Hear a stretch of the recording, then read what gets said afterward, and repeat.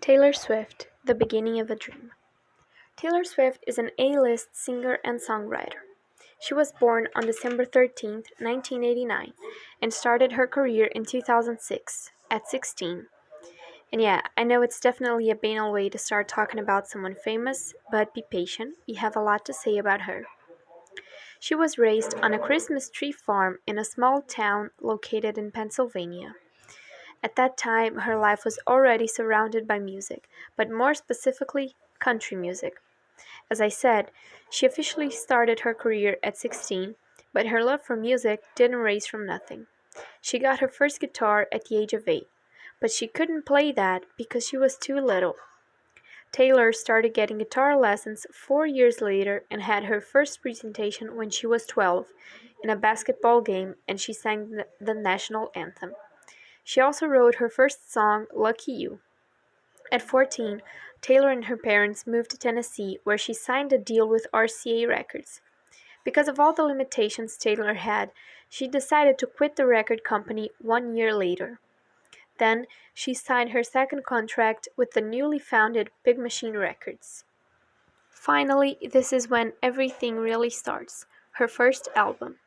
Taylor released her first and self-titled country album, Taylor Swift, in 2006, and it was an immediate success. I know, we are biased when talking about anything related to her, but I mean, she was the youngest person to write and perform a number one country song in history. I know what you're thinking, she's incredible. Now, as you can see, this is her discography, and we don't have a lot to talk about it except for Taylor walked through country, pop, and now folk music, always mixing genres, always making her style be unique, and she made a great job. Kanye West and Kim Kardashian, VMAs, and the song called Famous. During the 2009 MTV VMAs, which is a fan voting award, when Taylor won Best Female Video, she was interrupted by the rapper Kanye West, who claimed it was completely undeserved and that Single Ladies by Beyoncé should have won. Taylor had no reaction but leaving the stage. On that same night, when Beyoncé won Video of the Year, she surprised Taylor when she said she should have been brought back to stage to have a new time to speak and thank her fans, since she was first interrupted. A few years later, Kanye West and Taylor made up and everything seemed completely fine. Taylor even wrote a song called Innocent, which says the rapper isn't actually a bad person because of what he did. After that, they had a few interactions on social media and award shows. However, in 2016, Kanye released his new album called The Life of Pablo, which contains the song Famous. The track has a line that sexualizes Taylor and is, in some ways, absolutely disrespectful. Taylor said that she never allowed Kanye to use her name like this.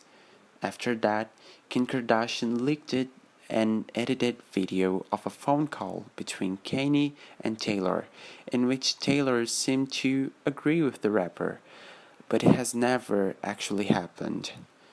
Kim also promoted online harassment against the singer, which took participation of a few celebrities, like Kendall Jenner.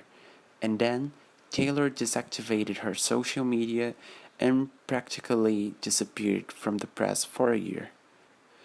In 2020, the truth video was leaked on the internet and the truth was finally revealed. Kanye had never said anything about that line to Taylor. Scooter, everything went wrong. In June of 2019, Taylor posted an open letter against Scooter Braun, who is the manager of some famous artists, such as Ariana Grande and Justin Bieber, and Scott Borchetta, the president of Big Machine Records, her old record label. In that letter, the singer exposed her dissatisfaction about the purchase of Big Machine Records and, consequently, about the purchase of her old album catalog, made by Scooter Braun. Besides that, Taylor, before leaving the record label, tried to unsuccessfully be the owner of her albums, from Taylor Swift's Reputation. Big Machine offered a deal that was based on the following scheme. Taylor would get the master of one of her albums as soon as she released a new one. In a nutshell, she would have to release 6 more albums on Big Machine Records to get her old ones. In late 2020, Taylor revealed that Scooter had sold her albums to a company called Shamrock Holdings without consulting her. Shamrock Holdings looked for Taylor to offer another deal, which she almost accepted, but then she realized that Scooter would still benefit from all the situation. It's important to consider that Taylor is now on Republic Records and owns all her masters from Lover to Evermore. In the beginning of 2021, Taylor started to re-record her old albums, which of course she owns now, starting with Fearless in April and then going to Red in November. She will only be able to re-record the last album due to contractual reasons at the end of 2022. Miss Americana, the documentary. In 2020, Taylor released her first documentary called Miss Americana. It was critically acclaimed and talked about a lot of topics that were important during her career. Political position, sexism in the music industry, the Kanye West and Scooter Braun incidents, her life during the Repetition Stadium tour, fans, and eating disorder. She also showed a little bit of how her writing process is and how difficult it might be to write a good song. She also tells a lot of times that she's very grateful to her fan base and that without them she wouldn't have gone that far. That is the end. We're Kainan, Priscilla, and Vito, and thank you so much for listening.